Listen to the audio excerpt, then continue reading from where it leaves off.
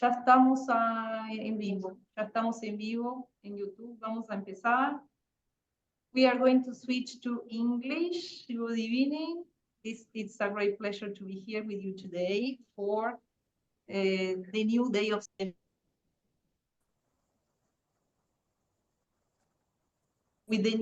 of seminars, which is today. It's a very, very interesting topic that we are going to discuss with some colleagues from the region and also from the United States.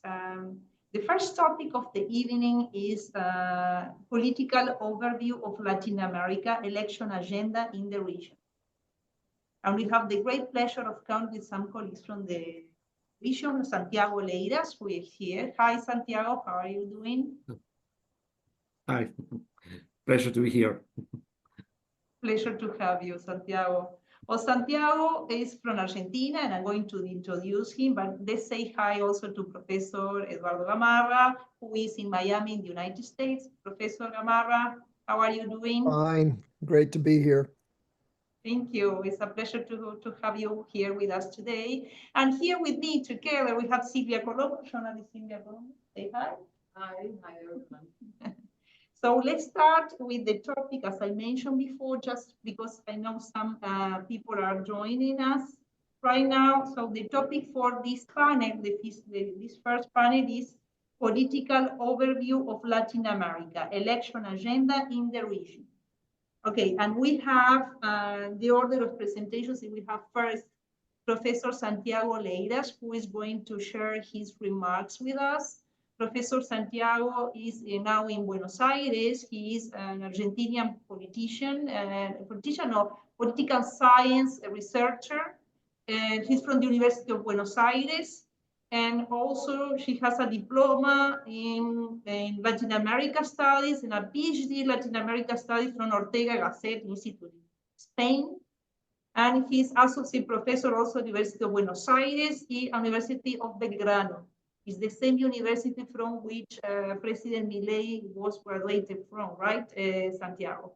And he is a political scientist, and he is also on TV commenting on all the scenario, political scenario in Latin America, and he is the author of the book, The Southern Cone and Its Leaders in Latin America, Carlos Menem and Fernando Collor de Mello in Comparative Perspectives, and complete works such in State of Exception and Democracy in Latin America, Argentina, Brazil, Peru, Venezuela, in a comparative perspective, Democracy, State of Exception, Argentina, 1983, 98, and South America at the beginning of the new millennium, between continuity and change, and left turn shifts to the center, another one, South America between continuity and change.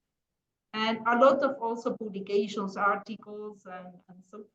Then we have, after Professor Santiago Leiras, we will have the comments and remarks from Professor Eduardo Gamarra.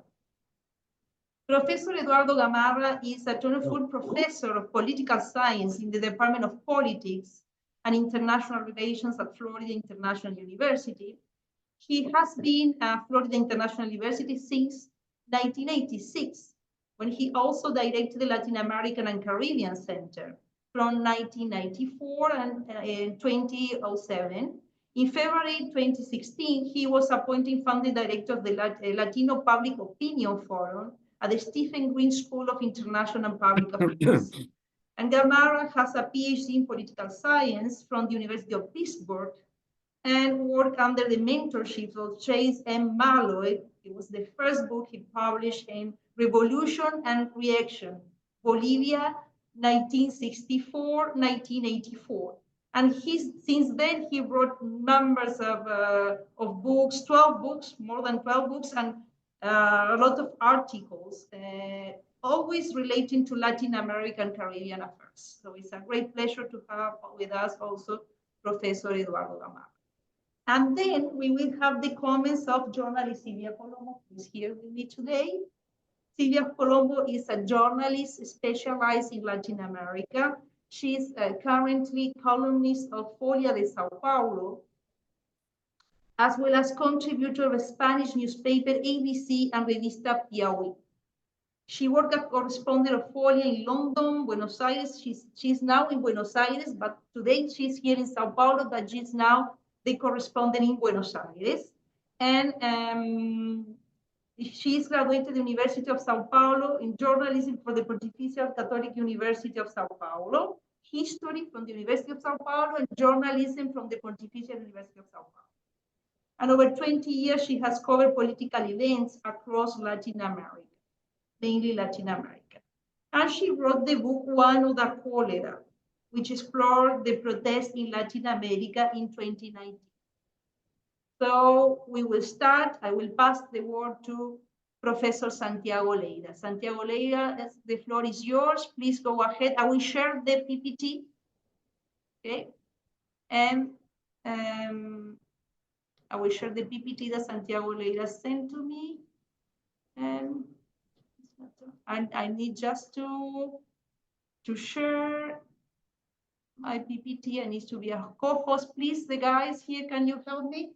I will just share the PPT of Santiago Leiras. I don't have the allowance to share it. Santiago, you can start me while I share the PPT, okay?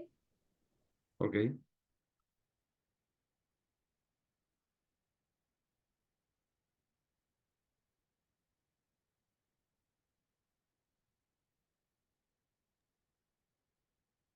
Santiago, you can go ahead. Okay. Yeah, while I share the presentation, okay? Can I share my presentation? You can try. I don't have the allowance. Maybe you can try there. Okay? Okay. Yeah, try. Let me find the presentation. And oh, let me find the presentation. Okay, here is.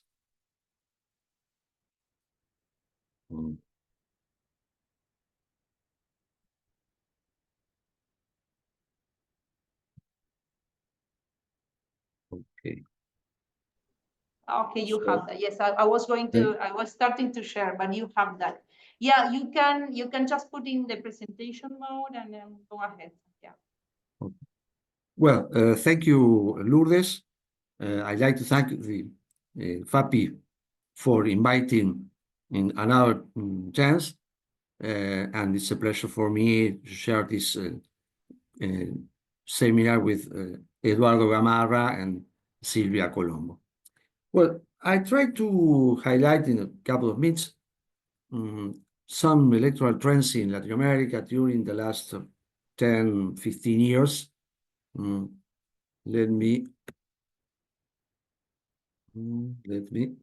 Okay. Well, as you may see, the question is precisely which are the principal electoral trends in Latin America.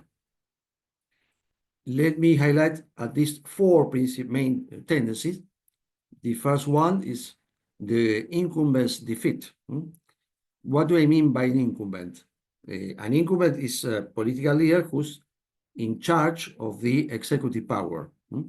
Maybe the prime minister in a parliamentary system, maybe the president in a presidential system.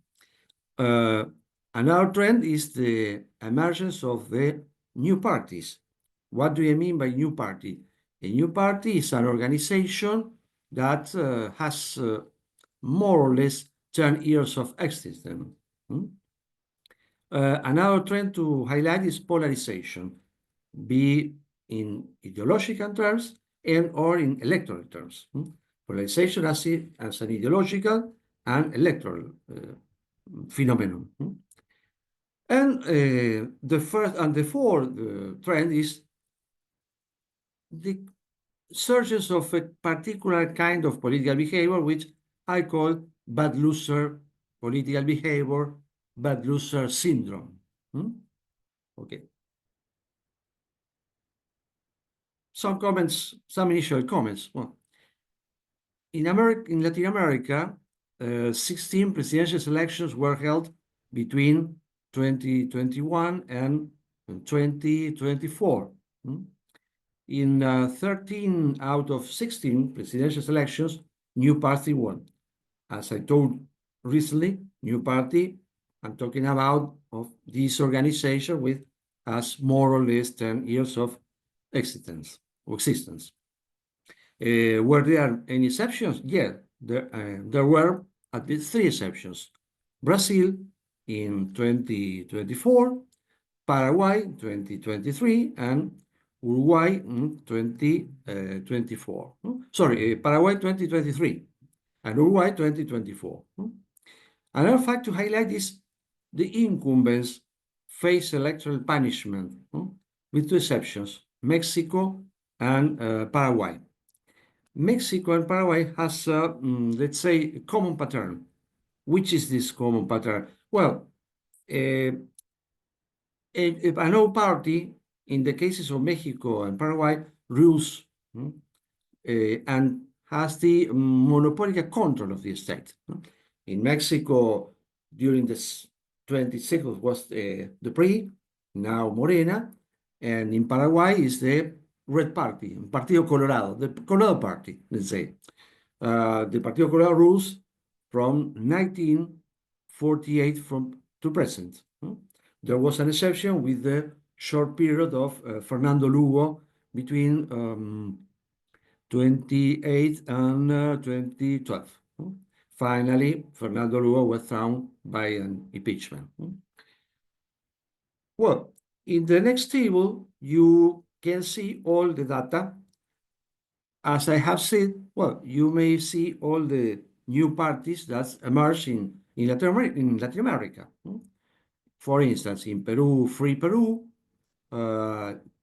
Party in Honduras, Social Commerce, so Convergencia Social in Chile, Progreso Social Democrático en Costa Rica, Colombia Humano, Human Colombia en Colombia, Movimiento Semilla en Guatemala, del Partido Renovado Institucional en Ecuador, Freedom Advances, La Libertad Avanza in Argentina. Libertad Avanza in Argentina was created in 2021, and others, New Ideas in El Salvador, Realizando Metas in Panamá, Revolucionario Moderno Party in Dominican Republic, and Morena in Mexico. Well, you may see the exceptions. In Brazil, the Workers' Party, el Partido de los Trabajadores. In Paraguay, the Colorado Party, the Red Party. You can see this data that will call your attention. The Colorado Party was created in 1887. We are talking about the party of the 19th cycle. And in Uruguay, you have the Frente Amplio, Broad Front, which was created in 1971. Well, another fact to highlight, as I said in my presentation, was the existence of, let's say, 2 conflicting and convergent trends. On one side, ideological fragmentation, but on the other side, polarization. Well, you see some data. 3 out of 17 cases may be located in the, let's say, the far left. The cases of Cuba, Nicaragua, Venezuela. Another 5 out of 17 may be located in the left, Bolivia, Brazil, Colombia, Honduras, and Mexico.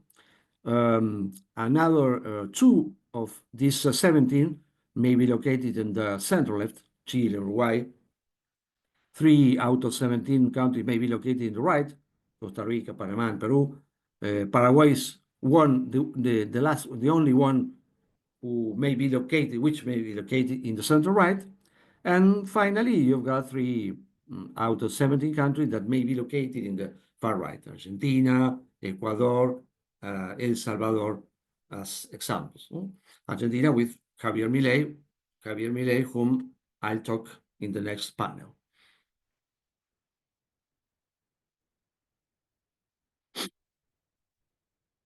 In this table, you may see all the data that I have presented. In far left, Cuba, Nicaragua, Venezuela. And seeing this table, you may see the presence or the existence of two conflicting trends. On one side, you've got the landscape of political or ideological fragmentation. On the other side, you've got the landscape of ideological polarization, ideological and electoral polarization.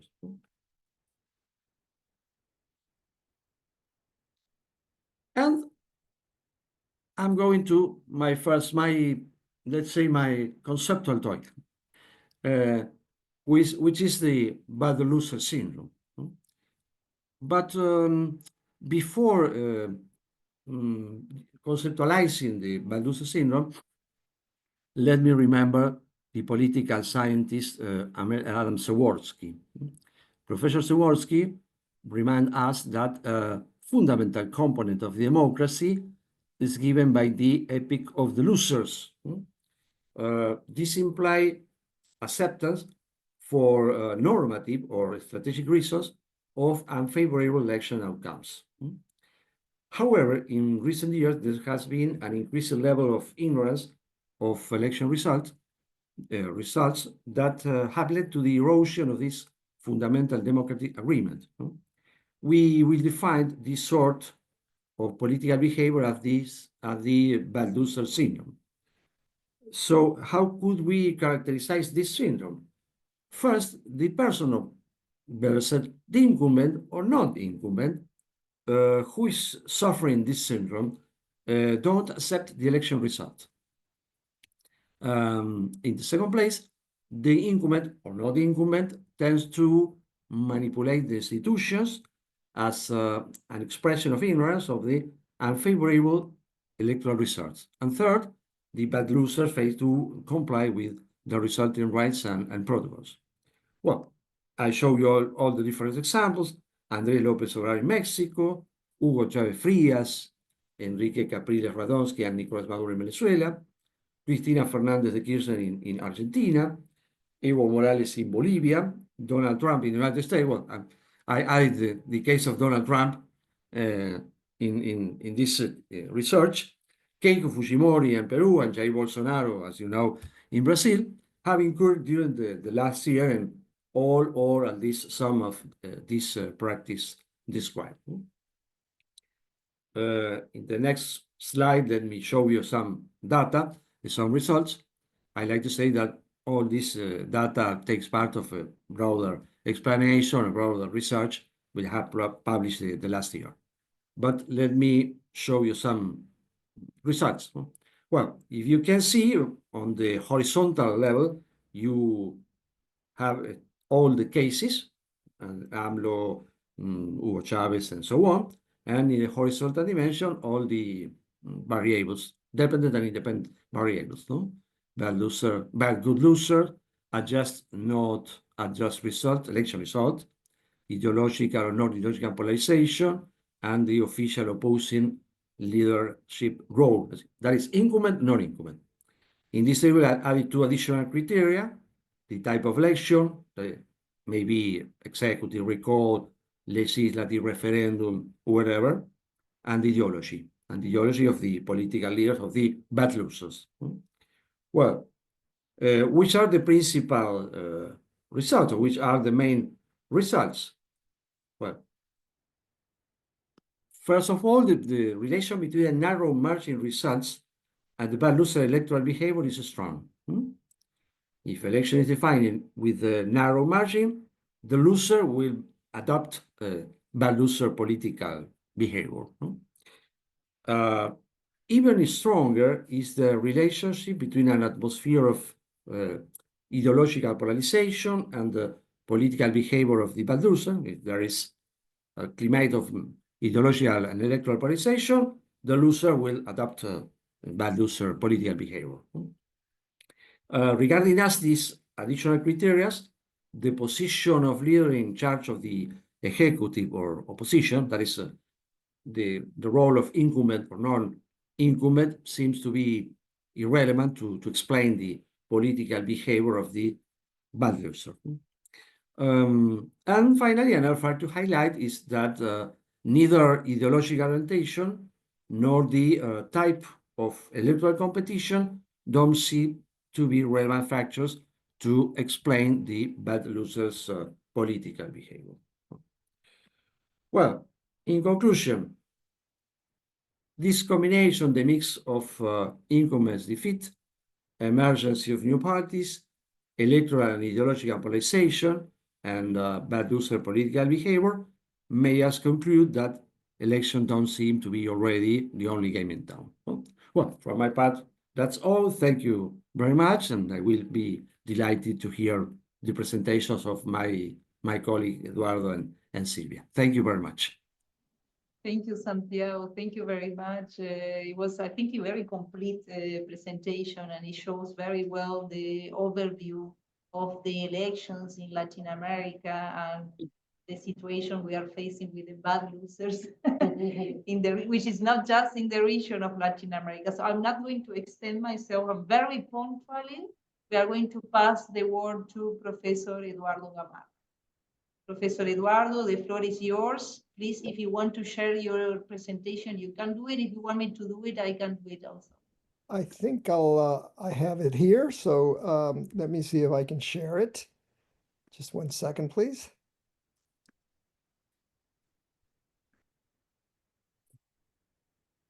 Is it sharing? Not yet. You can try again, please. Are we sharing now? Hello? Can you hear me? Hello? Yes, Professor, we are just asking our IT department to make you host, co-host. In fact, you are a co-host. You should be able to share your screen. Yeah, it should have it on there now. Yeah. Let me try to do it. I have your presentation here. Okay, something is happening here, so.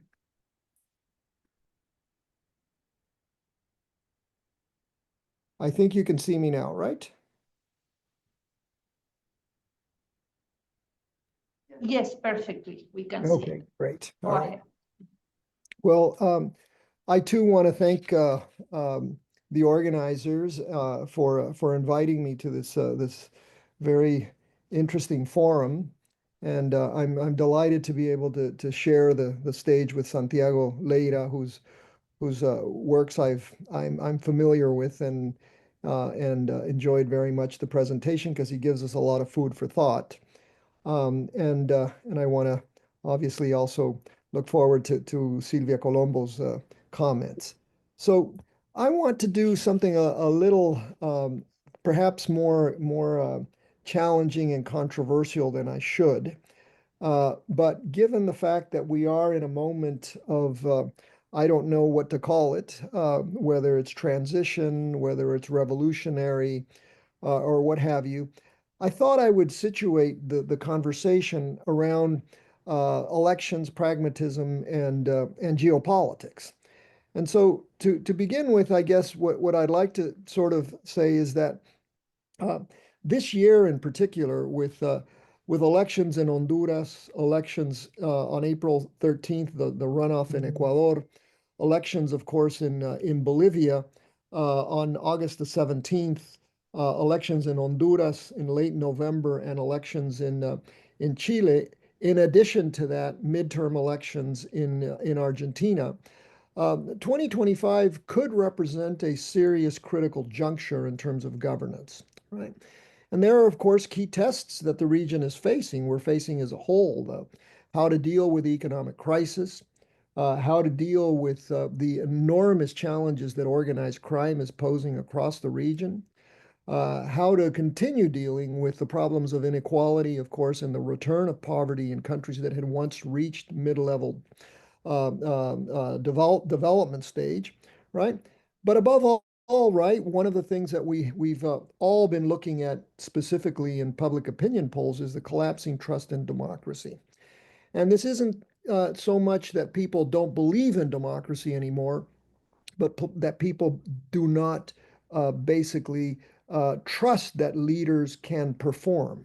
And so in some measure, it has to do with what Santiago was talking about, which is the problem of incumbencies, right? And the problem with incumbencies, in my view, is related to the problems of trust in democracy and trust in leadership. And above all, with this view that democracy is not performing. So we believe in democracy, but we just don't think that democracy is performing very well.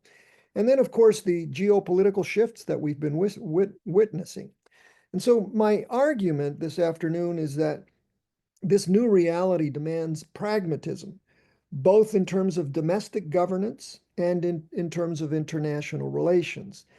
And largely in a context in which Washington in particular appears to be inspired by Morgenthal's realism, right? Those of you who've studied international relations, this idea that countries should not have friends, but countries have interests, right?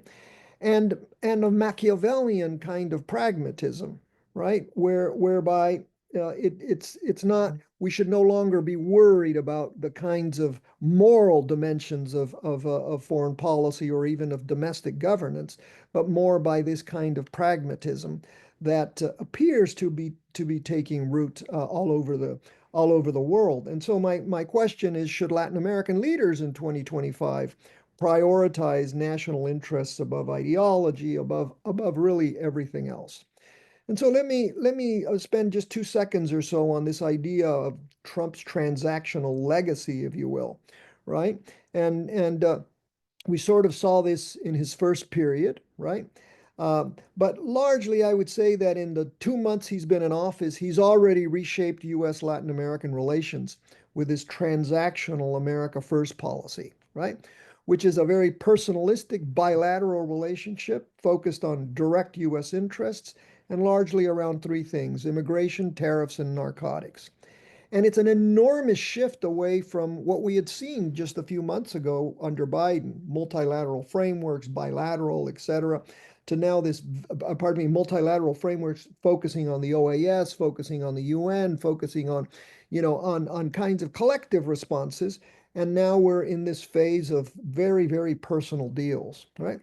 And so in this sense, these new presidents that will be coming into office this year in the region will have to adjust to this pragmatism. And in some measure, they will have to adapt, as we have seen already in countries that have been visited, like Panama, like Honduras, like El Salvador, and the Dominican Republic, which are based on quid pro quo rather than on traditional alliances or even ideology. So the legacy effect as such is that the Latin American governments that'll emerge from these contexts, right, will in essence be forced to view inter-American relations in a much more transactional way, and they will at the same time be focused to look much more pragmatically at domestic issues as well. All right.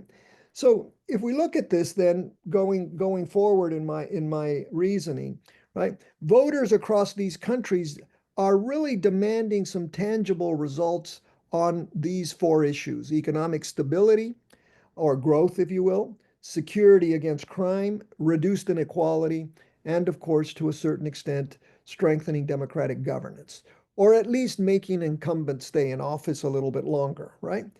And so the expectations, I sort of summarize them with this idea in this context of low institutional trust, right?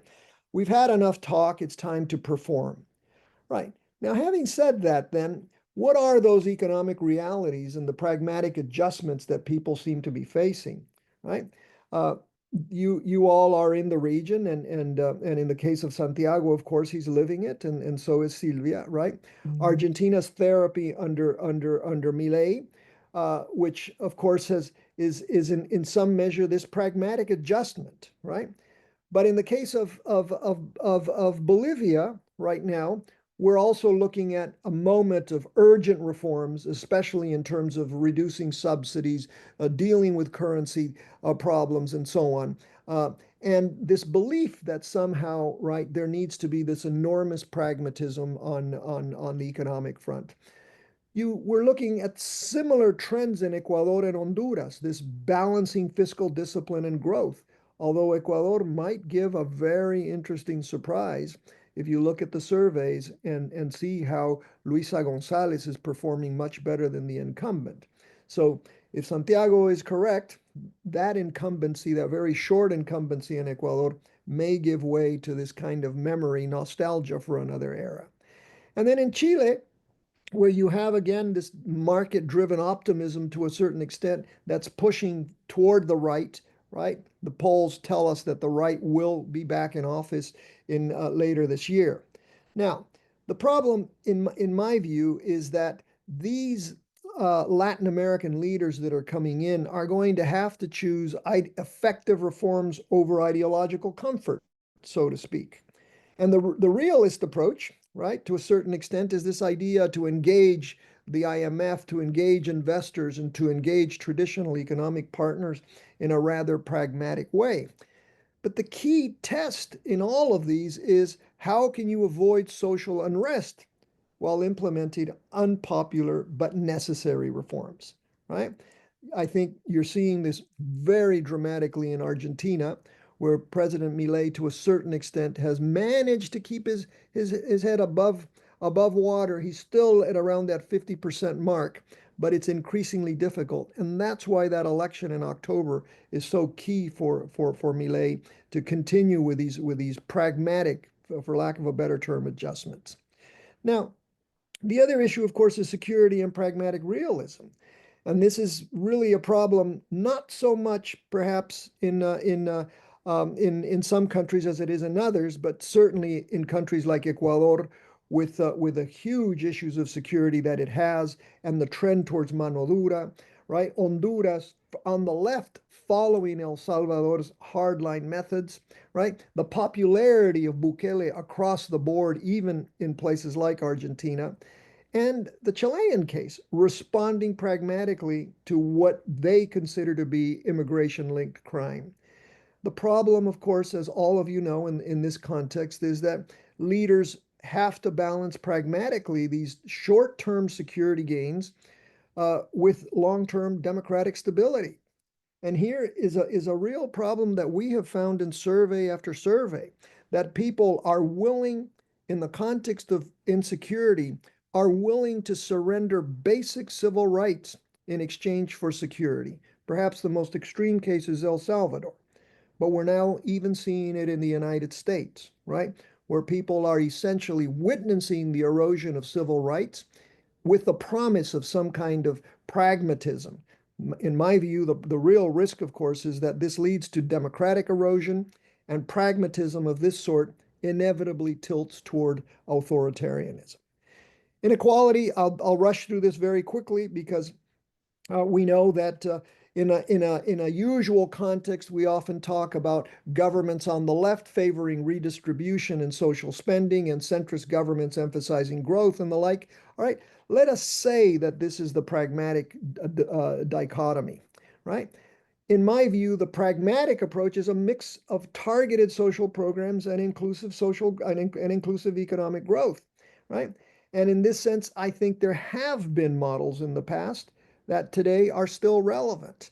Let's not forget that the neoliberal experiments of the 1990s also had some social dimensions to them, despite the dramatic failure that they had.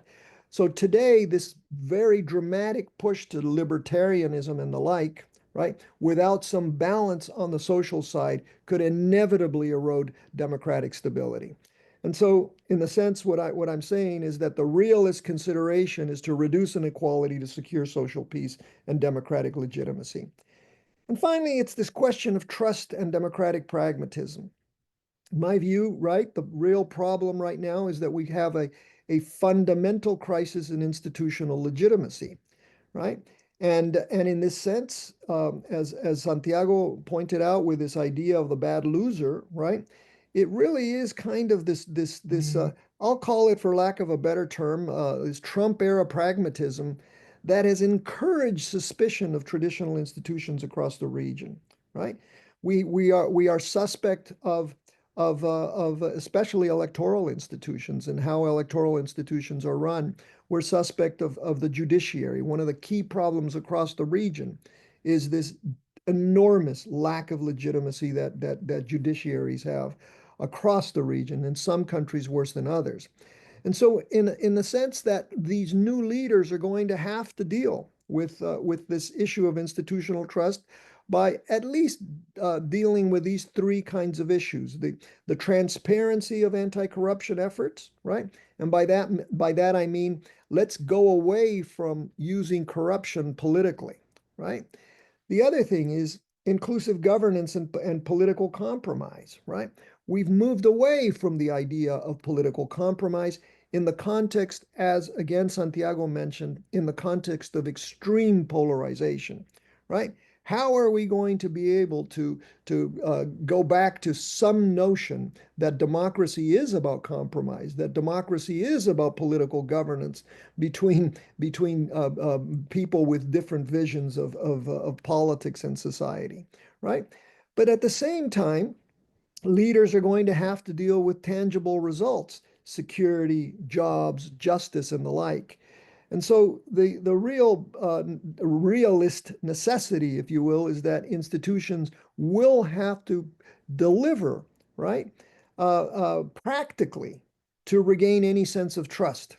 Otherwise, I have a feeling, and I'm perhaps being too pessimistic, that democracy runs the risk of collapse. And I'm noting this sitting in the United States, where we have a president who, over the weekend, right, announced seriously that he's contemplating finding a way to run for a third term, something that we never would have anticipated, but that we often looked at Bolivia, we looked at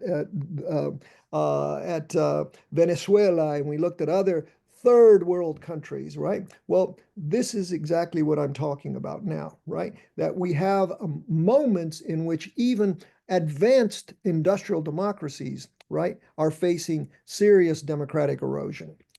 And then I'll just conclude with this: that we've got this moment of geopolitical pragmatism, and so part of the problem is that these new leaders, in some measure, as Marco Rubio has told us, right, will have to make a choice, right? And the region then will have to kind of decide between the US, China, or Russia, right? And my sense, and maybe this is where I'm a little, idealistic about it, but I think that that part of the decision in the region is going to be for Latin American rulers will have to be able to balance global powers pragmatically, right? And this balancing act, I think, is going to be quite complex, especially in terms of the promises of punishment that are coming increasingly from the United States, at least. And so it seems to me, as we have even seen in the case of Milei in Argentina, right, that a realist focus, for example, on the lithium side or on other sides, that Argentina cannot even afford to simply be friends with the United States. It will have to pragmatically look at the role of other extra hemispheric powers. And so in this sense, I'll conclude by saying, right, that we have to search for a transactional approach that looks at alliances that are based on tangible benefits for Latin America rather than ideological preferences. And so that's why, when we look at somebody like a Luisa Gonzalez winning in Ecuador, right, this kind of reflection refers to her as much as it does to somebody who might be on the right, who will have to make this transactional, this pragmatic decision at some point. Why don't I conclude there? I've already gone on for too long, and that way I can listen to our commentators. Thank you very much, Professor Gamarra. Let's pass the word very quickly to Sylvia, because we are very punctual, and she will finish this panel with her remarks, and then we close the panel and we move to the second one. Sylvia, the word is yours.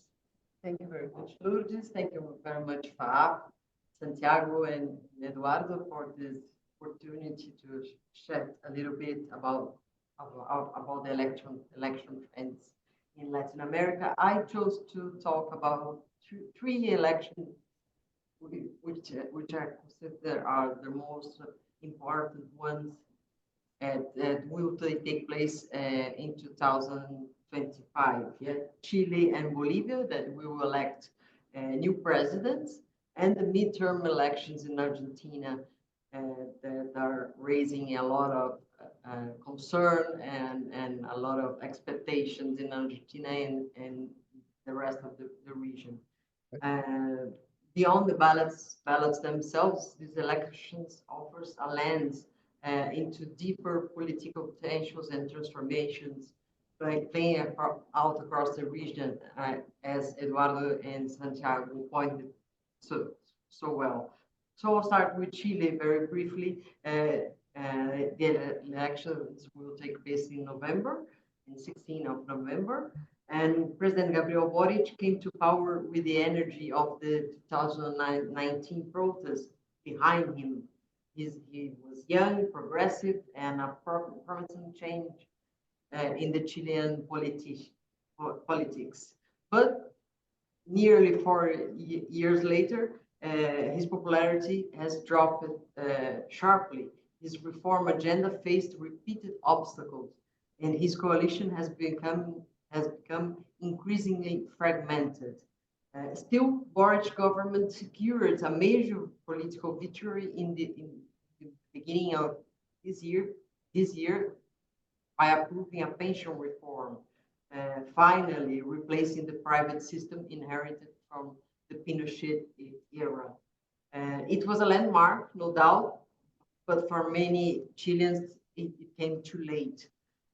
And now the race to succeed Boric is wide open and deeply fragmented. On the right side, we have more candidates than in the left-wing side.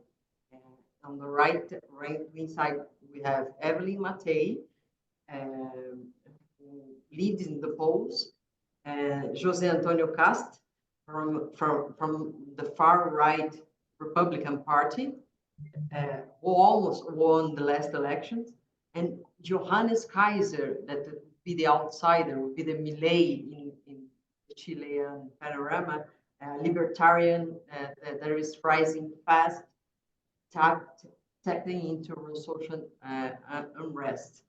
On the left, the field is totally unclear. We don't know if Gabriel Boric will manage to make a successor.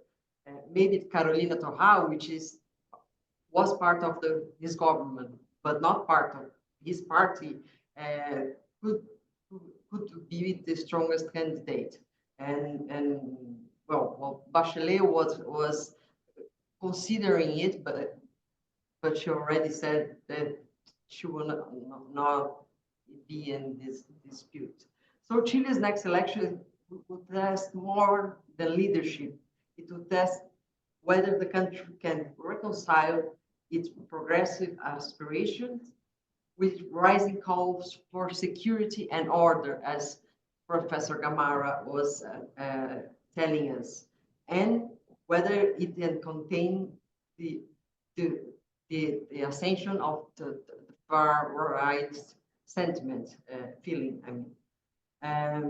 Talking about Bolivia, we have a power struggle between Evo Morales and Luis Arce that is shaking the country.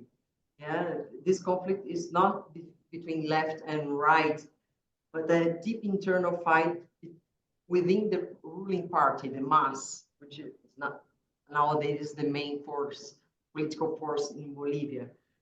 Luis Arce is trying to govern and maintain distance from his predecessor. On the other side, Evo Morales, who was the president that made Luis Arce a president as well, is still popular in key regions, but now he's the main enemy of Luis Arce, and he is assuming a behavior that seems like a rebel behavior. Nowadays he's in the Chapare region, claiming political persecution while facing a lot of accusations of misconduct and misbehavior. He is being accused he's being accused of sexual molesting a minor. So he became a rebel, an ex-president that's now a rebel against the regime and menacing the democracy in Bolivia. This internal war has paralyzed the party and the country, weakening the government and opening the door to a conservative opposition that is raising. And neighboring countries like Brazil are watching this very closely because Bolivia is a strategic country for Brazilian economics. In short, Bolivia's election is not just about choosing a leader. It's about defining the legacy of Evo Morales and whether the country can move beyond personalistic politics. And finally, Argentina will define if Javier Milei will have conditions to approve more reforms within his mandate. The governability of Argentina will be defined by these midterm elections. Since taking office, President Javier Milei has ruled with a minority in the Congress, no strong party behind him, no natural allies, only fragile and tactical support, mainly from former President Macri's party, the PRO. The clearest example of his weakness was the battle over the Lei de Bases, or La Lei Omnibus, Milei flagship neoliberal reform. The original proposal was sweeping deregulations, privatizations, and expanded powers for the executive. But after intense pushback, what passed was a diluted, scaled-down version made possible only by this alliance with Macri's party. Milei also pushed through the elimination of the primary elections, officially to cut spending, but in reality it seemed as a move to tighten control over candidates and avoid dissent. It will be Milei's first major test at the polls since taking power. If he expands majority, he could push power with more radical reforms. But if he fails, he may face deeper political isolation and manifestations that are already growing on the streets. Well, as a conclusion, and I would say that in all three countries, Chile, Bolivia, and Argentina, the stakes are high, but the paths are uncertain. In Chile, the progressive wave, the brought Boric to power, now faces fatigue and fragmentations. And we see the far right gaining ground, with multiple candidates rising in the polls. That should raise a broader regional alert. Discontent is opening doors to political projects with the authoritarian tones. In Bolivia, the left is imploding from within, but it's not just an internal crisis. Bolivia plays an strategic role for Brazil and its neighbors, especially in terms of energy, trade, and migration. Instability there may spill over borders and create regional tensions. And in Argentina, finally, Milei's chainsaw politics will be tested, not by ideology, but by the limits of democratic negotiation. So that what's at stake in this year is more than who wins or loses. It's the question of whether Latin American democracies can still resist polarization, authoritarian drift, and institutional decay, while responding to the economic and social demands of their people. Thank you very much, Thank Sylvia. Since we are going to move to the second panel, but I think we have still some time, 5 minutes, and I think Professor Martin Redal is here with us, and just to check if he's here with us. And we continue because I have some comments on YouTube. Edson de Matos, I think he's a Brazilian who lives in Peru. Edson, if I'm right, you can say yes. And he's saying, he wrote in Portuguese, hoje tanto na Bolívia, Chile, Peru e Equador estão com políticas, meu ponto de vista, muito confusas e populistas. He's saying that in Bolivia, Chile, and Peru, they are having politics very confusing and populist. No define si son marxistas, comunistas, or socialistas. They don't define themselves if they are Marxists, communists, or socialists. And I think it's just a comment. And he doesn't want to see Brazil. And my comments, and I think I have a question for any of you, is I think all of you mentioned, besides polarization and populism and these waves we are facing in the region, you mentioned the trust in institutions. I think that's a key point in the current situation we are facing in our countries. And I want to make an exception. It's my country, Sylvia, Uruguay, because in Europe, everything looks to function very well. We have recently a change in the government, and nothing happened. Nothing happened before when President Lacalle won, and we are changing, from Partido Blanco to Frente Amplio that Professor Santiago mentioned was founded in 1971, and nothing happened. The institutions looks to be working in my country, but unfortunately, this is an exception in the region.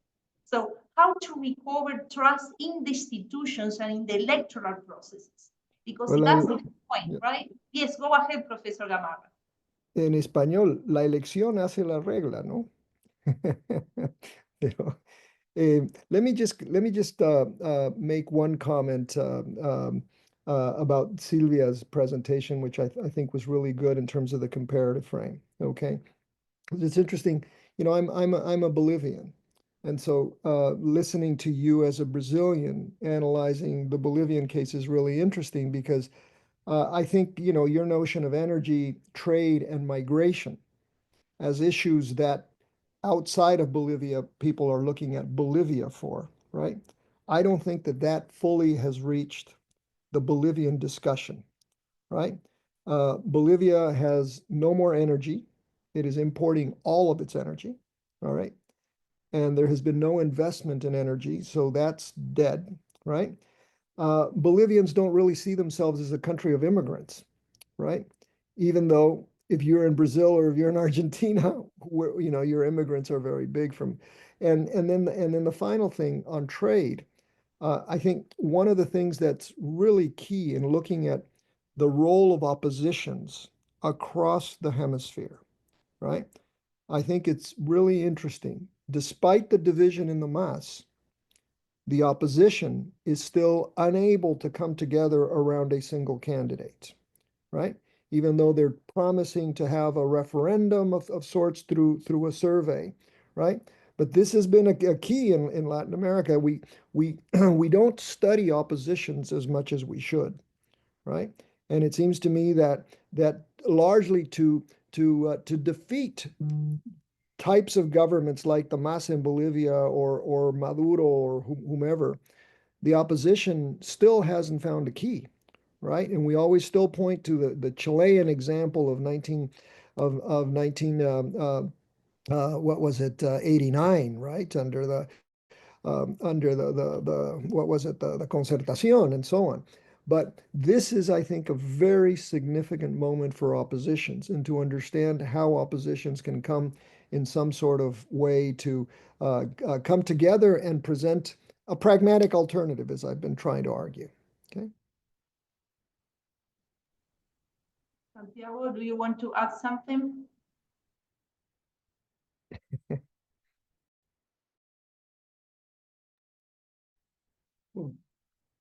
I want to make some comments about Javier Milei and Argentina, but in the next panel you will know all my comments.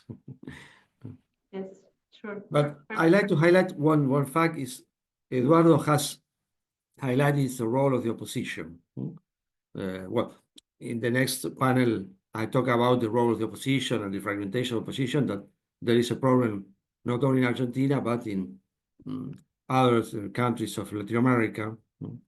The role of the opposition is a central key to understand the how different governments can guarantee his reform programs. And this is the case of Javier Milei, but well, I talk about it in a few minutes. Perfect.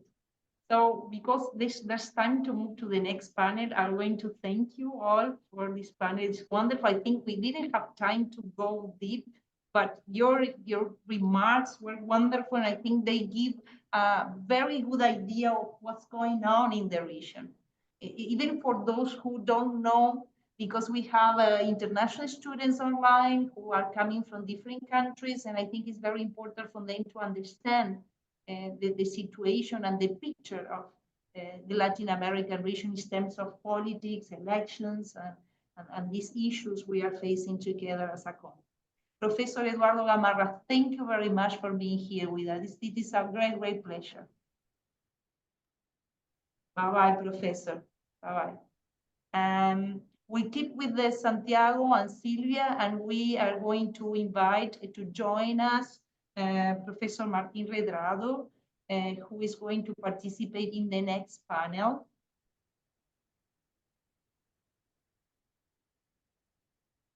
Professor, how are you doing?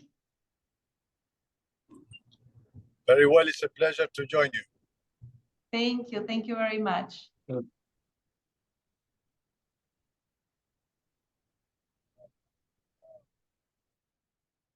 Okay, so let's start the next panel. The next panel is, as Professor Santiago mentioned before, we are going to talk about Milei.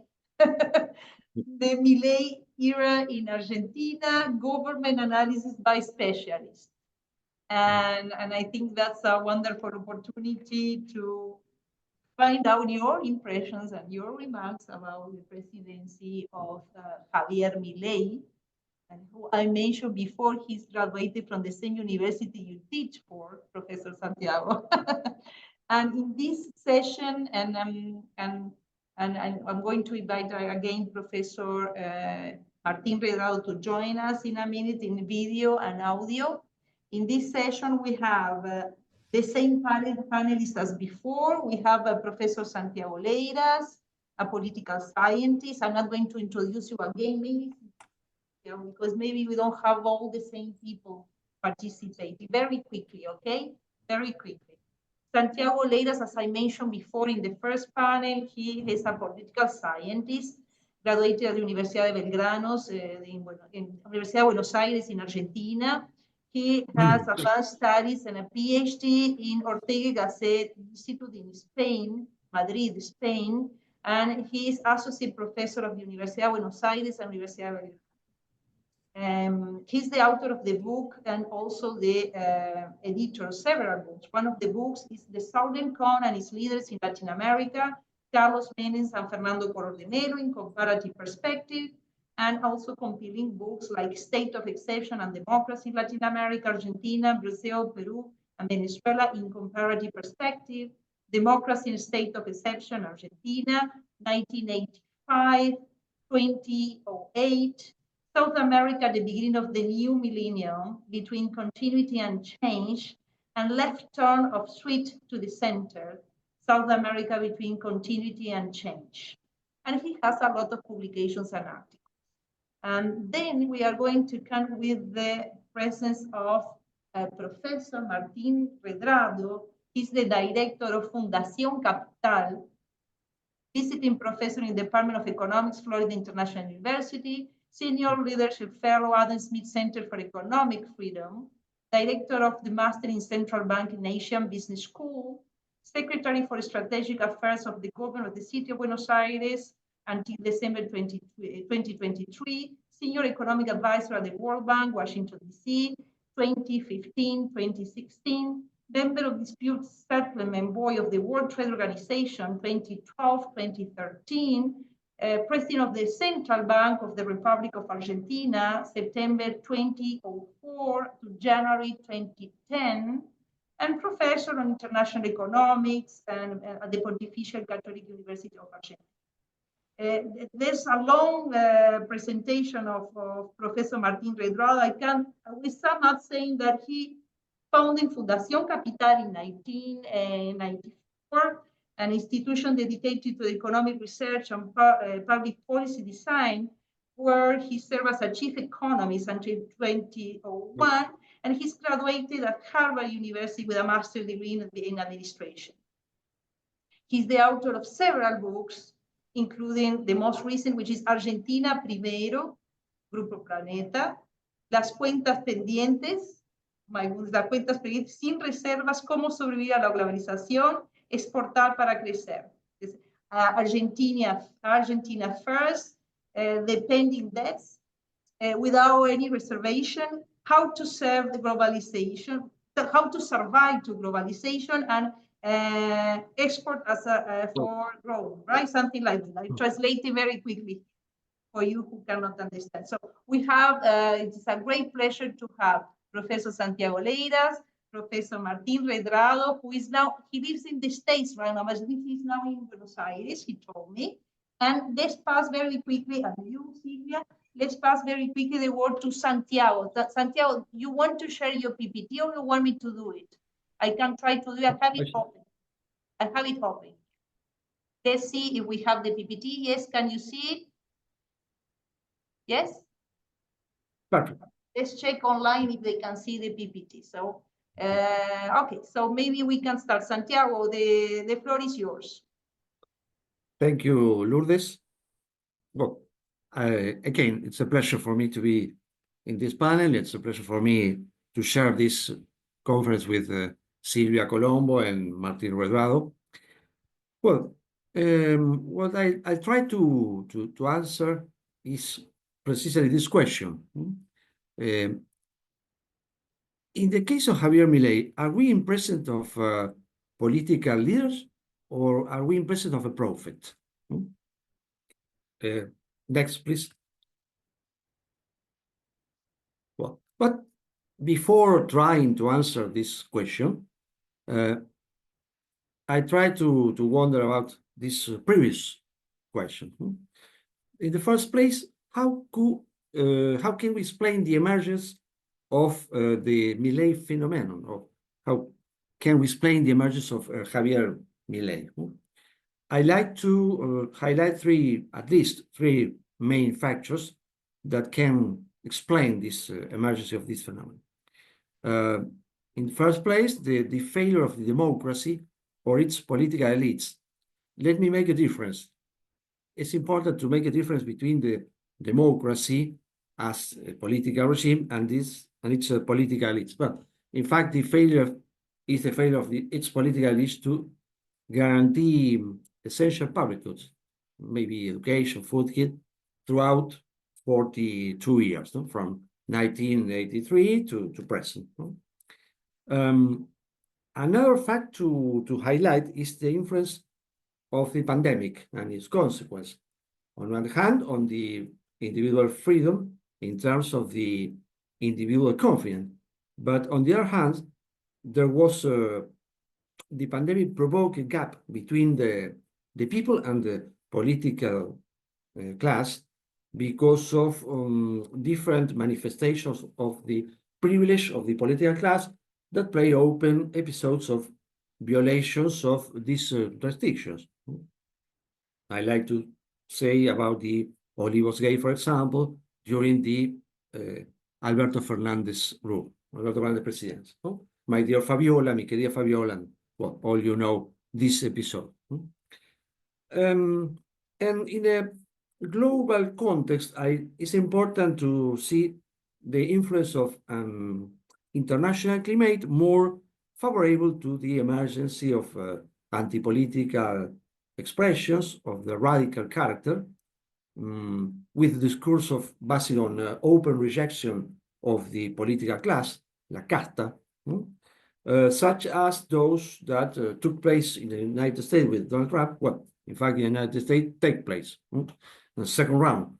Jair Bolsonaro in Brazil, as you know, Nayib Bukele in El Salvador, Dion Gabriel Boric, Pedro Castillo in Peru, among others, and the list goes on. Well, next, please.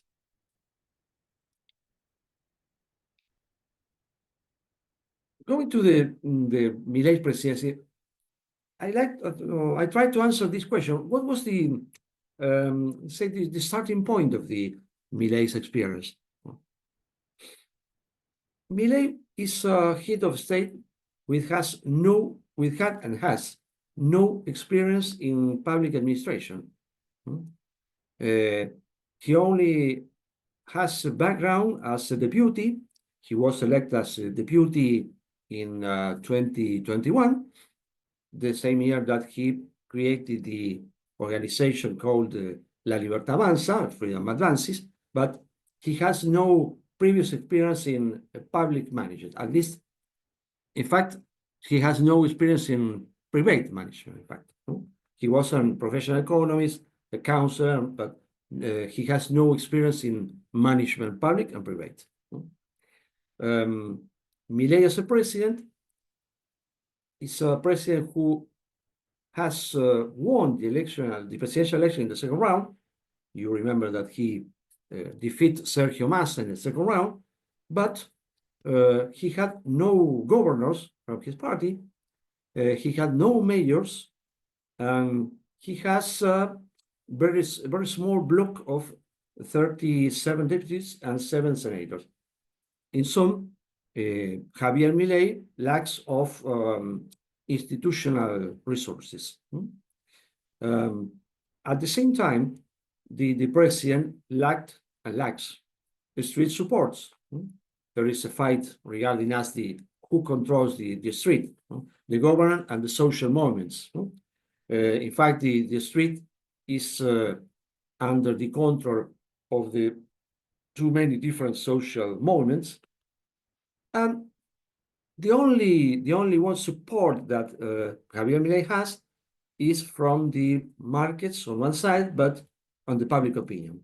But we are talking about a very conditional support from the economic markets and from the public opinion, because its conditional support is subject to management results.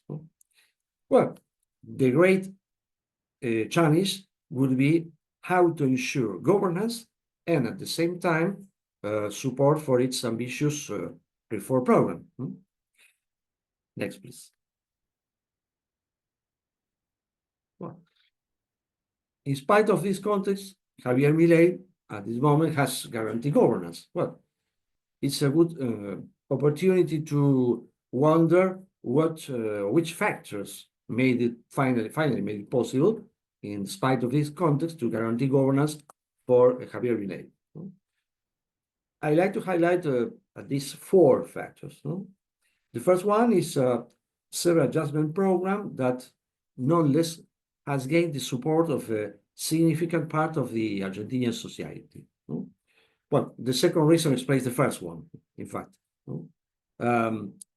Because the adjustment program allowed a significant drop in inflation rate from 25% in December 2023, when Javier Milei took in charge, to 2.1% in January 2025. In fact, there was a slightly increase in February, and this effect another slight increase in the month of March. Well, regarding these economic details, Martín Rolado will talk about us. But I like to address to the political factors. And the third factor is very important because the fragmentation of the electoral coalitions, existing coalitional coalitions until December 2023, is important to explain the success of or the partial success of this economic program, no? Especially the case of the Juntos por el Cambio. Well, in fact, former Juntos por el Cambio, ex-Juntos por el Cambio. No? Juntos por el Cambio doesn't already exist. No? There are a lot of islands. No? Another political factor is the discrediting of the more radical opposition alternative, the kirchnerismo, as the principal of the majority part of the peronism, and the radical left. Well, the radical left is, let's say, a residual political expression. He has a presence in the deputy camera, but he has no presence in the Senate. The next, please. Yes. Well, going to the principal questions, the question was, are we dealing, in the case of Javier Milei, with the prophet, or are we dealing with the pragmatic political leaders? Well, this is my answer is ambiguous answer, no? Because Milei sees himself not as a political leadership, but he sees himself as a prophet, And in that conditions, he sees himself as coming not to fulfill a constitutional mandate, but a mission. The prophet has to fulfill a mission. Well, in this context, you can understand all his references, for instance, to the book of Maccabeos, and his expectation of leading a cultural current against progressist agenda, gender issues, and so on. But on the other hand, Javier Milei has tended, besides himself, to build bridges with different sectors of the political class that he sorely criticized using the term casta. Well, in fact, he uses another terms, rats, mandrill, and the list goes on, in order to secure his reform agenda. Well, regarding us, the fragmentation that I have highlighted, the fragmentation of the opposition, especially former Juntos por el Cambio, has enabled it to launch its reform program, even with conditions. Example, well, the omnibus law, well, in fact, the omnibus became a microbus, a taxi. It's a program, more moderate reform program. Next. Well, and this is the moment for different question. Why? Because during the last weeks, and as a consequence of a series of mistakes made by Javier Milei, the political honeymoon seems to be finished. That is that the polls at least highlight. Let me introduce a list of serious mistakes. Well, in the first place, the Javier Milei political discourse in Davos, the CryptoGate scandal, the LibraGate, the scandalous opening of the Congress on March 1st, the episode of violence in the street during the mobilization of the retired person. Well, all these mistakes allow us to wonder how will the impact of these mistakes on the Milei supports of the public opinion and the markets. Sylvia had talked about the electoral campaign in Argentina. Well, perhaps this question will be answered during the development of the political campaign. Another question is, will be there any political margin for an impeachment in terms of the episode of as Aníbal Perliñán says, new political instability? Are we in present of the end of the cycle of governance? Well, questions. Well, the next. Well, and finally, let me introduce Javier Milei. He's Javier Milei with his favorite toy, the chainsaw, the motosierra. Well, In fact, the chainsaw is the representation of in symbolic terms, of his program of reform. Well, from my part, it's the end of my presentation. Thanks for your hearing to me, and I will be delighted to hear the comments and the presentation of Martín Redrado and Sylvia Colombo. Thank you very much. Thank you very much, Santiago. Let's call to the panel, Professor Martín Redrado. Meanwhile, I look for his presentation to share with you. Professor Redrado, please say something so we can hear you and make sure your connection is okay, and that the image is perfect, by the way. Just say something that we can hear you. Yeah, a pleasure speaking, and a pleasure sharing this distinguished panel, particularly with Santiago and with you, and focusing on the economic challenges and the economic developments that are going on, particularly now in what you call the Milei era. If we can go also, if you can help me out with my presentation, if we can start putting the first slides that I prepared for this brief presentation, and then leave it open for questions. Clearly, Santiago said very in a very clear way, Mr. Milei's arrival to the presidency is more a failure of the political establishment to deliver the public goods that needs to be delivered in order to have better standards of living, and as it has happened in many other countries, not only in Latin America, but around the world. The first, I would say, asset that he has got in his first year of presidency is something that is very clear for us in any of our individual handling of our economy, either in our enterprises or in our businesses or in our homes, that is particularly having fiscal equilibrium. That is to say, to have a balance between revenues and expenditures, and that is something that— Professor, the presentation is here. You let me know when you want. Yes, exactly. No, I am seeing it perfectly, and I'm seeing you both. So we are in good shape. As I was saying, if you look at the last 134 years of history in Argentina, only 6 years there has been a fiscal surplus. So clearly having a fiscal equilibrium is something that is a key difference from what Argentina had before, and what you had at the end of the previous administration was a total mismanagement of public revenues, a public sector deficit that was financed by the central bank. So one of the key, and we can go to the first slide, please. One of the key assets that in my analysis has really made a change in Argentina is the concept of fiscal balance. That is not only a concept of the president himself. Of course, he is, in my opinion, the president that has had the more fiscal commitment that we know in since I would say in the last decades. I was going to say since the beginning of democracy, but I could go further down in our very difficult political history to find a president that has this commitment to fiscal equilibrium.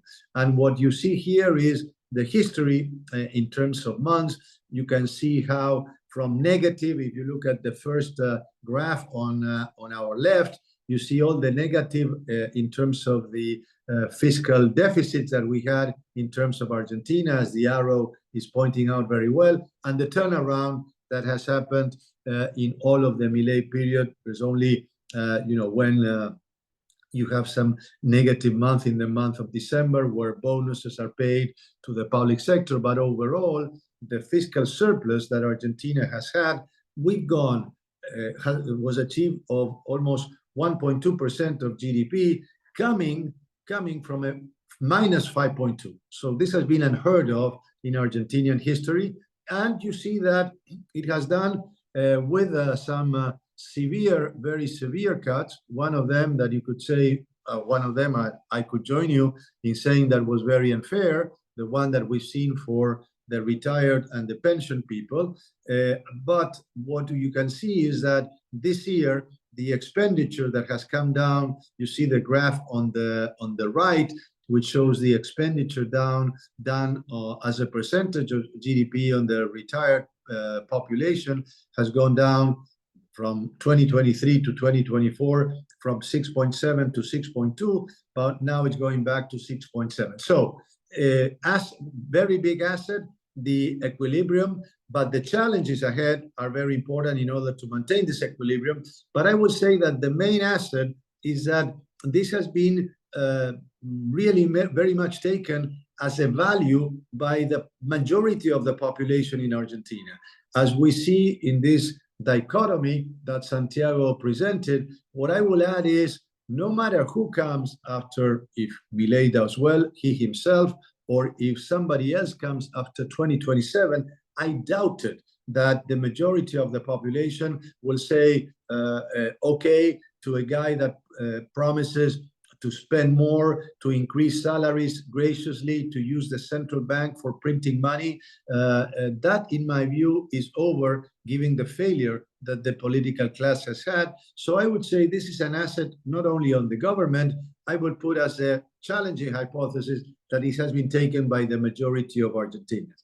The second macroeconomic event, and if we can go to the next slide, please, is an independent central bank, which is basically, you mentioned my tenure as governor or president of the Central Bank of Argentina, and not everyone has the obligation to remember, but I left the central bank when the president of the republic wanted to grab by a decree and not going to Congress through a law, grab the reserves of the central bank, that's to say, grabs the dollars of the Argentinians that were backing the currency, that were backing the pesos circulating in the economy. And unfortunately, well, that led to a book, my fourth book, which is called No Reserve. It's the only one that has been translated by Amazon into English, where basically my stand was, these are the dollars of the Argentinians, not of the president of the republic, not of the president of the central bank. And that led to myself going to court, dropping, or the executive power had to drop the decree grabbing the central bank reserves. And then I decided to resign, because clearly it was created a conflict between the central bank and the presidency of the republic. But after I left, unfortunately, the central bank was used as a printing mint, basically to finance all the public sector deficit. And what you have is a commitment since 2024, not that the central bank doesn't finance anymore the public sector, and you see 0 and 0, that is to say the advancements, the money that was before taken from the government to the central bank. So second asset that you have, and these two, second asset of this government, and these two issues has led to a bringing down of inflation. That is probably the main sort of political mandate and the main political asset that the government is going to show in the midterm election. Now, macroeconomic policy is done by 4 key vectors: fiscal policy, monetary policy. Let's go to the third one, which is financial policy. And last but not least, we're going to talk about the exchange rate policy. In the financing, Argentina is still very dependent on the IMF. And what you see is here the schedule, the debt schedule of payments, which is far from being normal. So what you could say is the first two sort of vectors of macroeconomic policy, you have a change of 180 degrees, and a change for really having a solid macroeconomic or solid fiscal and monetary policy. Now, in terms of financing policy, still a long way to go to becoming a normal country.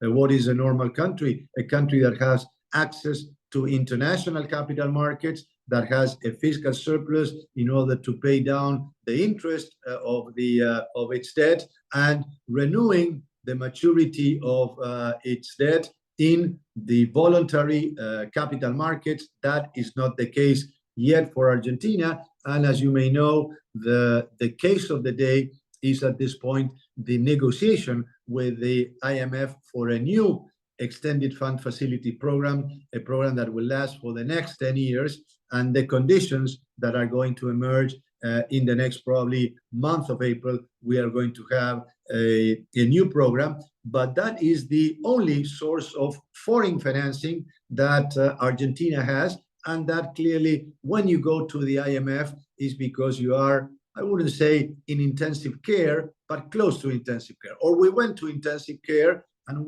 now we are in the area of special attention of the hospital, I would say, but we have not given out the way out of the hospital as a normal individual. And we will go to the last challenge that this government has in terms of macroeconomic policy. And I haven't spoken about micro. I will put a few slides about how the people are feeling, because we can speak about all this macroeconomic equilibrium, but the key for an economic policy is to give more employment and better purchasing power to the people of the country where you're doing any public policy or economic policy, and we are still far from that. But the case for which is now, if you see the headlines in Argentina, the key discussion that we have at this point, because it is a main discussion with the IMF, it is, what kind of exchange rate policy Argentina will have in the long run. As you may know, we now have what is called technically a crawling peg, which is basically that the government has a controlled exchange rate where you have exports and imports that are liquidated, and this official exchange rate is devalued every month on a pre-announced basis by 1% per month. If you look at, I asked my team, and as you are aware, this year I am a visiting professor at FIU, but with my team in Fundación Capital in Argentina, I've asked my team, because I said there's probably very few countries, and this is all in a light brown, but you see there are 3 countries that have the same color that Argentina has, which is Nicaragua, Botswana in Africa, and Argentina. Okay, so you say, well, look, when you look at the majority of countries, they have clearly a floating exchange rate. You look there at almost 61 countries, I'm sorry, have, and then there are some other forms of floating with any sort of intervention, but that is, the majority of the country. What is normal? Normal is a central bank that leaves the currency float and has, particularly, I would say, in emerging markets, some degree of discretion in terms of intervention in the forex market. My view and my recommendation as a policymaker is that a central bank should have a floating exchange rate with an anti-cyclical policy. And what I mean by anti-cyclical policy is that either the central bank or the treasury, when you have inflow of capital via financial flows or via better off exports that are growing, or foreign direct investment, the two of the latter are clearly the ones that the government should put incentives on getting them. Well, clearly the issue there is when you have an inflow of capital, then you will have a central bank or the treasury buying dollars, and when you have a moment of volatility, as we may say, what you have, or uncertainty in the world economy and in the world financial markets, you have a central bank that has the capacity to sell those dollars in order to bring tranquility and predictability to the people in our country. So this is a main issue that needs to be settled. Argentina needs to move from a crawling peg into a floating rate, and that is the big challenge that, in my view, macroeconomic policy has. Now, let's go to my last two slides and show that still when you look at wages, for example, in the last in the graph on the left, I show that in the last month there's been inflation has been running over the salaries, and I have done in the other one, and I'm going to pass very quickly, union by unions. As you know, in Argentina, what we have is a negotiation by sectors of the economy, unions and different sectors. So there I put the different sectors of the economy, and what is marked in red is the month that the inflation has been higher than the salary, and in green is when the salary has been higher than inflation. In a nutshell, when you look without looking specifically at the number, you see more red than green, and then yellow when there is almost equal. When you see the average in the last two lines, what you see is that salaries are running behind inflation, and that is clearly a big challenge, because what you need to create, and what I will say is that Argentina has a new base, which is a more solid fiscal policy, a more solid macroeconomic policy, the challenges in financial and in exchange rate policy, but we lack a development strategy. What we call here, what I will say is that these are necessary but not sufficient conditions to have a development strategy for the next 10 years that will be federal and that will integrate all of the Argentinians.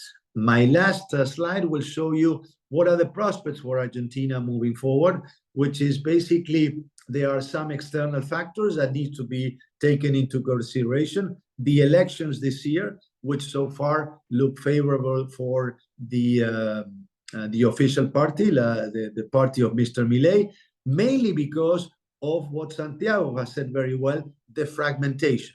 What the clear advantage that the Milei administration has is that nobody in the opposition has one single smart idea, one single idea or I would say, or strategy, or they are proposing to go back to the past. And what we see in the population, probably Santiago can extend more, but when you look at different polls, what you see is maybe people are not doing very well, or they say, I'm not doing very well, I'm worse off than before, but I don't want to go back. So they are able to give a new sort of, I want to say a blank check, but at least a concessional check, at least for this year.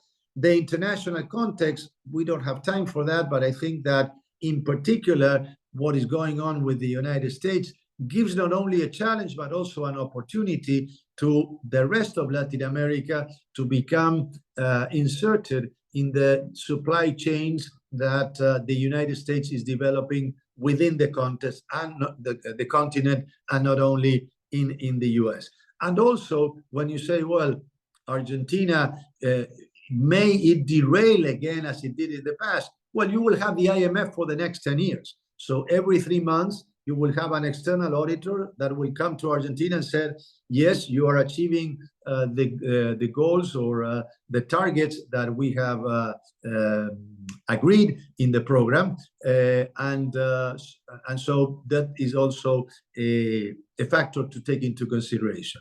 What you have is local factors, as I mentioned before, fiscal balance, the regulatory measures, unilateral reduction. This could be sort of debatable, of trade barriers and non-trade barriers in a world that is looking more protectionist and looking more inside each of our countries. And also, you have to consider that out of the 32 unicorns in Latin America, 11 come from Argentina. So there's a human factor there that shows, particularly in the areas of IT, of AI, some competitive advantage that the country has vis-a-vis the rest of the world.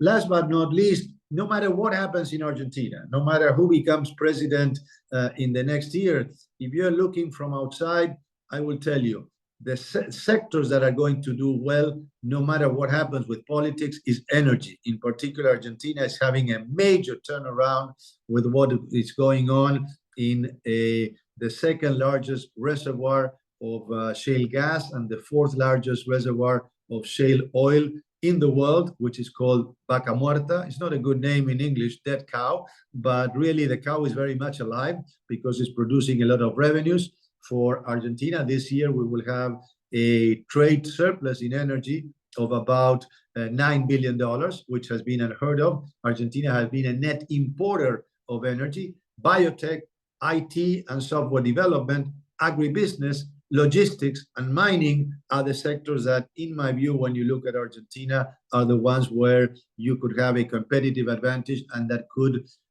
insert in the new value chain, in the new productive chains that are moving around the world with the new geopolitics within the competition of the United States and China. With that, I'd like to put a pause to my presentation and looking forward to the conclusions and any questions that may come from the audience. Thank you very much for your attention.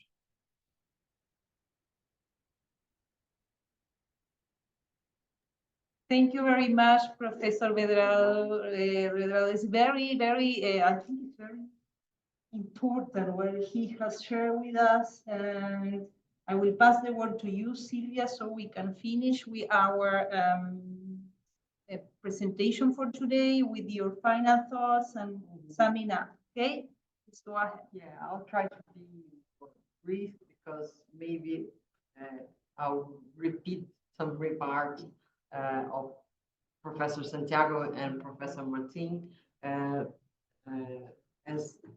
this subject of the Milei phenomena is being pretty much debated in Latin America. Yeah. First of all, I agree with the main points that Professor Santiago pointed as the reasons why Milei was elected in 2023 with no traditional party and no governors behind him and no congressional majority. Milei won by channeling public fury against Kirchnerism. His slogan was clear: I came to destroy the system.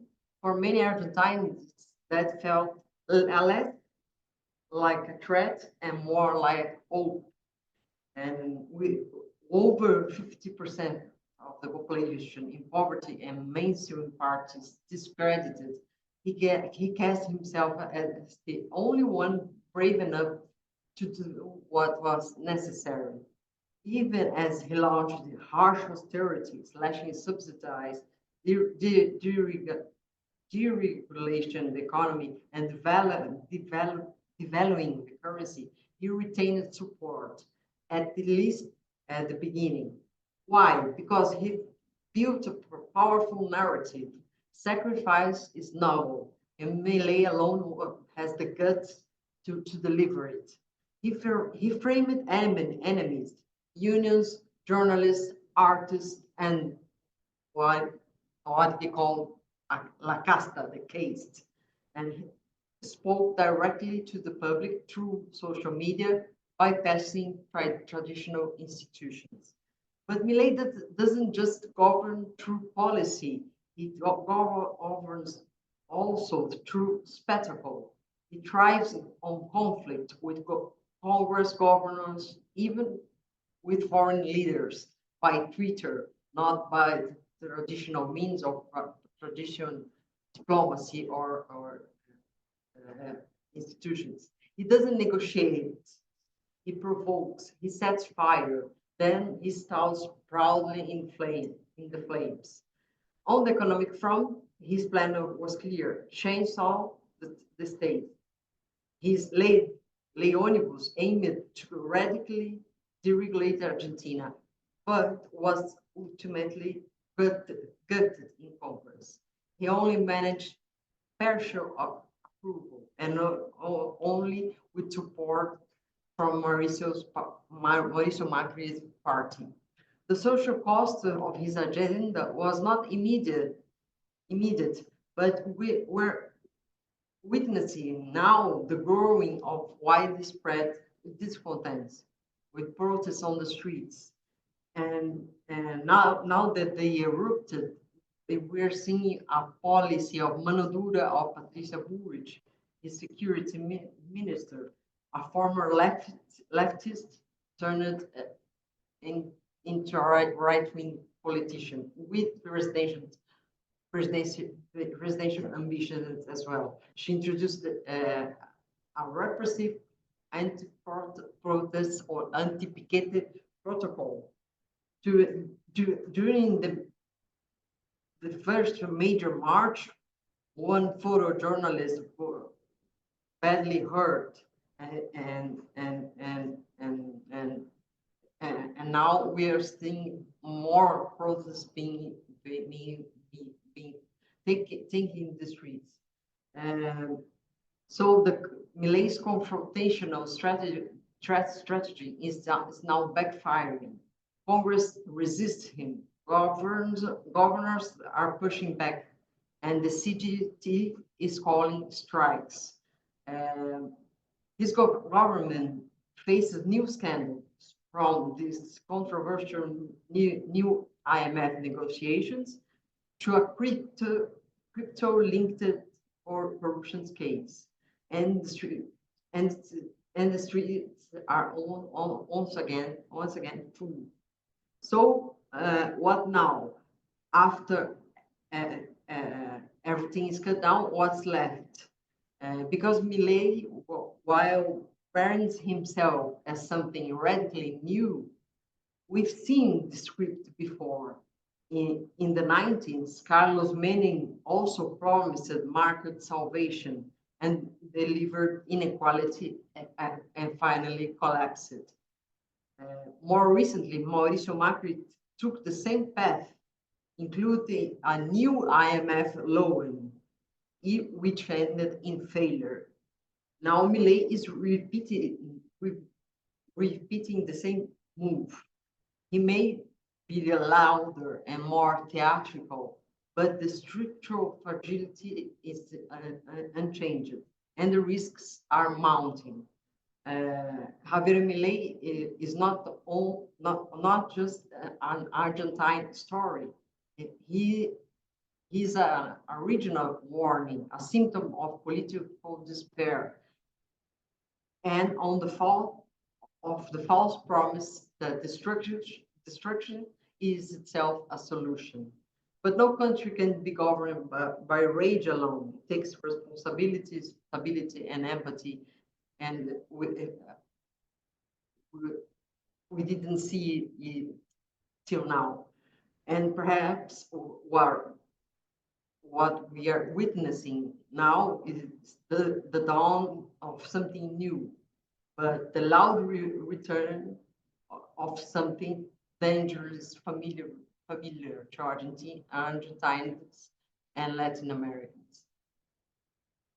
Thank you very much, Sylvia. I think we have still some time for questions or comments coming from those who are watching us on YouTube. So Lucas is going to compile the questions, and I can open you for final remarks, if you will. First, I would like to say that in Brazil, Santiago, Sylvia, and Martin, I call you by your first name. In Brazil, there are people observing what's happening there. Observing because it's like an example of what it should be a neoliberal policy in the region.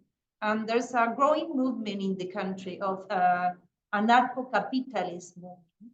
And all of them remind the idea of President Milei of, dismantling the central bank. So maybe my first question goes to Professor Eduardo, because you have been president of the central bank. So what are your thoughts? Is he going to manage to do that? Of course, we don't believe that. I don't believe that.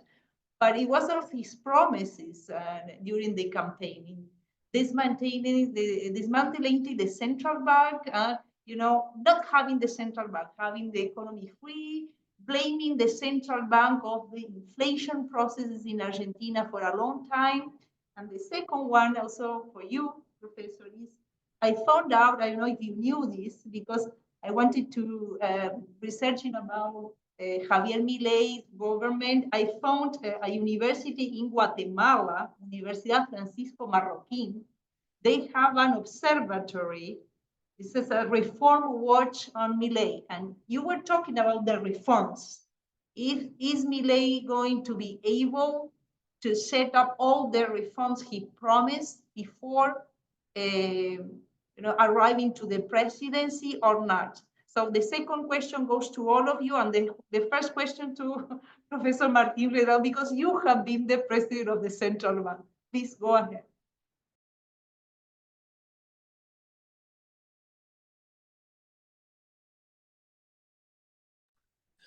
Yeah, sorry. One thing is what you say in the campaign, and another thing is what you do when you govern. No? So you said very well that the president has been calling for not only dismantling the central bank, but dollarizing the economy. And really what has happened is, if you look at the facts, the peso has strengthened in the last 14 months. And what people will say if you come here as a tourist is that now Buenos Aires and Argentina is expensive. So what you see in reality is that you have strengthened the central bank. As I said in my second slide, what you have is a central bank that, because he shrunk the capacity of printing pesos, there are less pesos in the economy because it is not financing the government. So what you have is an appreciation of the peso. And also you could again talk about the exchange rate policy, as I said before, which is a transitional, or if you are more critical, an abnormal exchange rate policy. You will see basically the real truth when you go into a floating exchange rate. But the path that he has given in office has been to strengthen the central bank and not to close the central bank.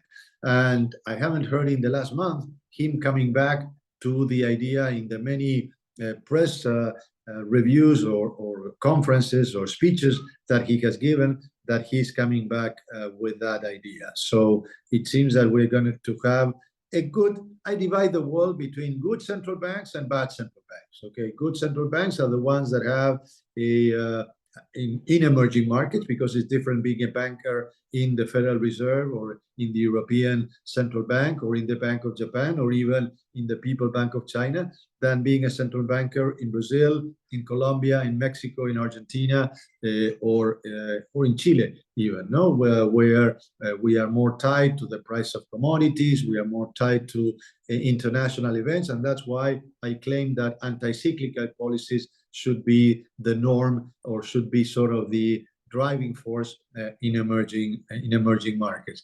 Will he be able to deliver? Your second question, that's a very interesting one. Let me give you some personal experience. The other day, I was called to give my opinion to one of the key ministers in the government, and I was telling, your reform agenda has stopped. And his response was very frank. He said, look, as Santiago said very well, we have a minority in Congress, so they will wait to, in their view, have a good result in the election and then push forward the reform agenda in the second half. But it's clear that in order basically for people not to have the idea that you're going back to the past, you need laws in Argentina. You cannot have just decrees, presidential decrees or executive orders, because an executive order is also replaced by another executive order. And Argentina is going back and forth with no policy consistency for many decades. So clearly, what you could say is, fortunately or unfortunately, we have entered into an electoral mode where you are speaking about the candidates. Right now, all the talk is the candidates for the election in the city of Buenos Aires. So we are entering into an electoral year. So I would say that the key challenge on the economic front will be the exchange rate. And then after the election, we will see if the government has a sufficient majority to push forward a reform agenda that will not only be of this period, but will be a long-lasting one. Thank you very much, Santiago or Sylvia. We want to comment on that? As a journalist and as someone from abroad living in Argentina, that this moment seems very critical.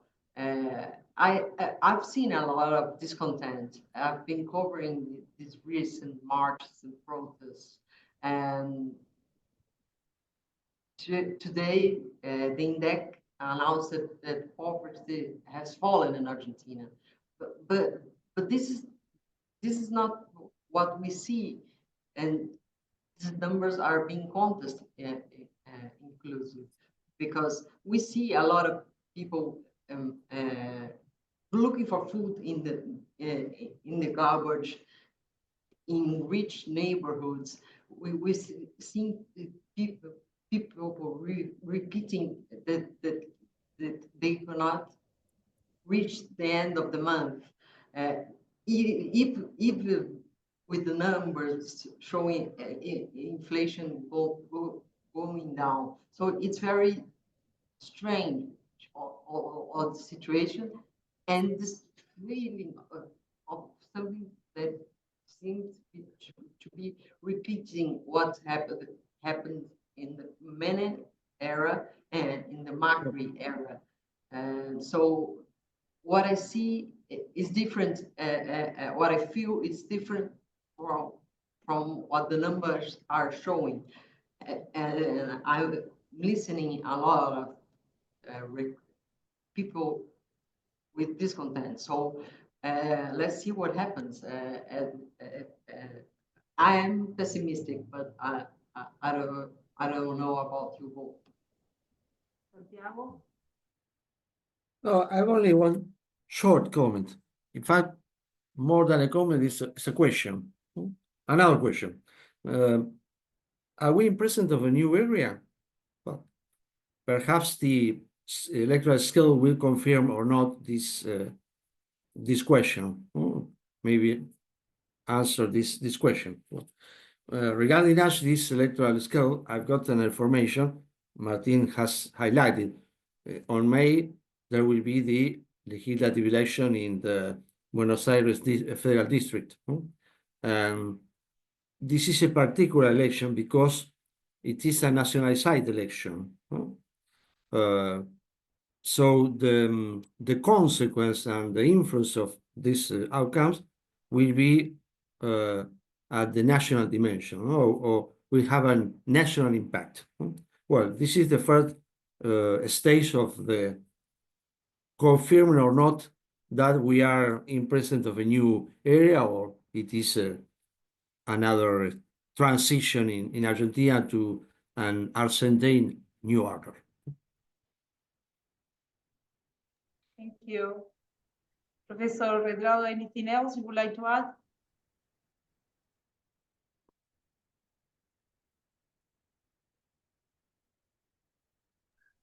No, I put in mute when somebody else is speaking, so not to have a background noise.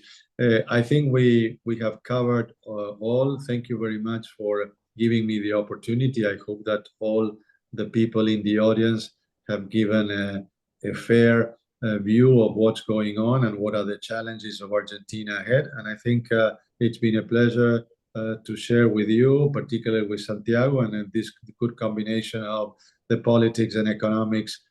Obviously, economics take a second role. Politics is clearly the leading indicator of how Argentina will move forward, particularly in strengthening institutions. If I can make a final comment, is that the country has still weak institutions, and that's why the questions moving forward is, will Argentina continue to improve in terms of not only setting an economic strategy, but also maintaining it in the future? Because as we see, our history will look more like an electrocardiogram. No, it's up and down, up and down, up and down.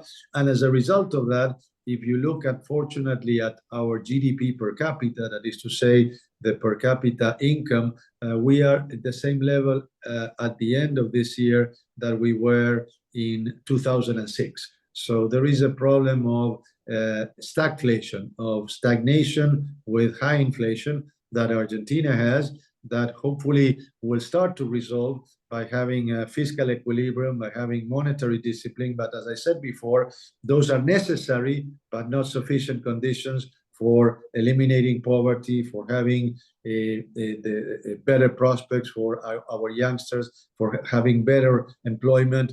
The opportunities are there. Still, the country is blessed with natural resources and a great capacity of human capital. But we need to implement and solidify institutions so we could have a long and credible strategy.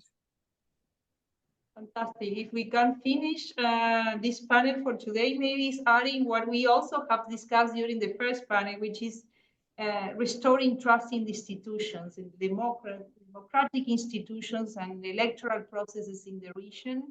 And at the same time, I like to maybe to come back to the concept of the realism, political realism, and the new approach that the region is going to face, which is the transactional approach with the Trump government. We didn't talk about that. We just talked about Argentina, and we didn't relate Argentina with the other, you know, it's like the United States, like China, and the rest of the region. Maybe this is a topic for another conversation, but I'm practically sure that our audience have now a very nice idea of what's going on in Argentina, what's going on also in the electoral agenda in the region, and maybe to finish with maybe more policies of states instead of policies of governments, right?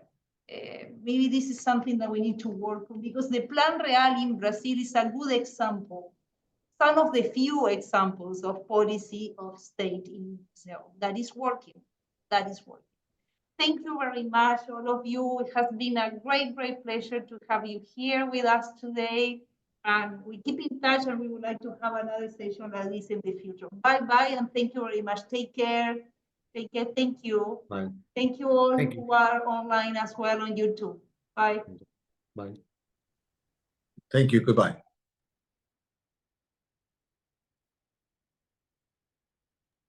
Chao, muchas gracias. Prazer.